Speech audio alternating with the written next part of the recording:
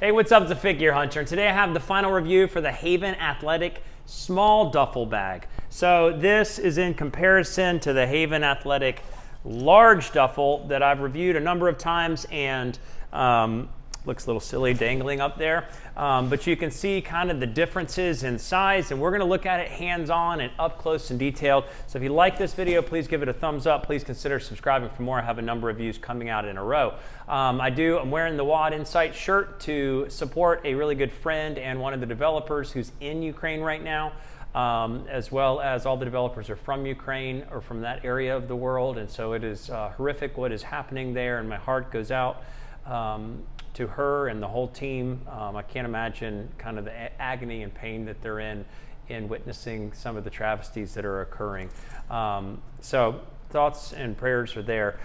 So the small duffel bag. So I have forced myself to use this for 2 weeks straight. I was accustomed and comfortable with the large duffel, and so I thought, well, it's going to take some adjustments and getting used to with the small duffel. And I'm going to share a little bit. I'm going to show how I sort of put things together in the small duffel, and then I'm going to talk about some of the sort of the positives and negatives in my experience over the 2 weeks after we look at them somewhat side by side and look at how I've adjusted and developed the compartmentalization. Okay, so you can just sort of see the differences in size between the small and the large. If you're looking at it sort of side by side, it's where you can pick up a lot of differences. It's, the small bag is both more narrow and more short, and the larger bag has more space across. If you're looking at it from above and you were to peel these back and look at a comparison of space, you can see that the smaller bag definitely has a difference in the amount of the compartments and the size overall for the compartments. And the other primary difference is if you reverse these and you were to look at the size of the shoe, or again, I don't think you can call it a shoe holder on the small bag because you can see that there's a felt difference in size. So this fits two shoes comfortably, would probably fit lifters up to about 11 and a half, maybe 12. And then I have Nike Metcon 7s, which are a little bit longer, and they fit just barely in there at size 12. And here you're going to use that as more of a compartment. It's going to have, you could fit some slides in there, some flip-flops or something like that. All right, so here we have the two bags. You can see clearly that there's a difference in size and in length.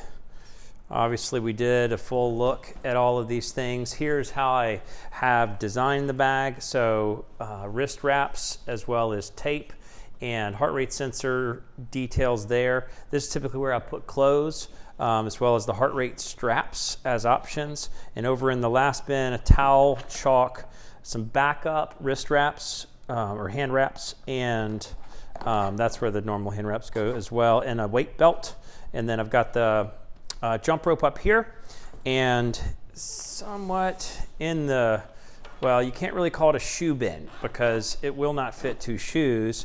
I keep extra buckles, my journal, and some headphones or backup headphones.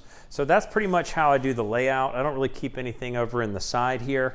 And so far, if I keep the shoes outside of the bag and then just slap the knee sleeves on top or slap the knee sleeves in the little pocket here, it's got plenty of space, plenty of, obviously it's not going to hold a lot of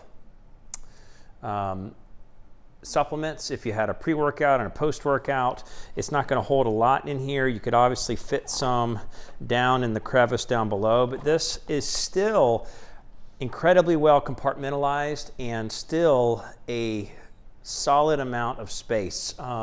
If you had supplements, if they were like the C4 smaller supplements for pre-workout, it would fit in the capacity here, and then this goes way in. So you could fit a lot of different extra things in here, maybe a couple of slides if you like to change out of your shoes. The only thing you're not going to fit in there are the shoes. And so if you compare it to the space and size of the large bag, The large bag's just going to give you a specific knee sleeve spot, same spot for clothes, a little bit longer capacity for some of these compartments, and one extra compartment for different things. And then you have a huge area here where you could put in large supplement containers or protein, obviously the belt, extra jump ropes, and then obviously on the side, this is where you're going to fit a full set of shoes. I have a size 12 shoe and it just barely fits in there. It's sort of like hanging over the edge just a little bit. But that's how I have mainly, in the 2-week time period, used this bag and used the different compartments within the bag. It has sort of been fine. It has been sort of adequate. I'm now concerned about where my hand wraps are, my hand grips are, because they should be right there and they're not. So I left them at the gym and hope nobody stole them. But anyway, everything has been fine. It's just far as like what you want to rotate out for maybe a workout. If you have a specific thing that you want to add to the mix for a workout, you have to consider that you're using the smaller bag and you want to, take advantage of the compartmentalization and the space. But it has been adequate. It has been fine. I just want to show a comparison side by side.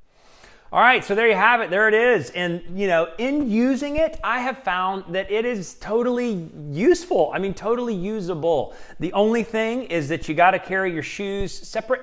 You're not going to get these shoes in here easily. Obviously, like we talked about in the initial review, which I'll post down below, they could fit right there and the other one fits right alongside it. But if you have a lot of things like your clothes, then they're going to bulge out, and then this guy over here will bulge out and want to flop out. So I've talked to the founder, and Caleb, the founder, is fantastic, and they're working on some alternate solutions for what to do with shoes to make the experience even more customizable.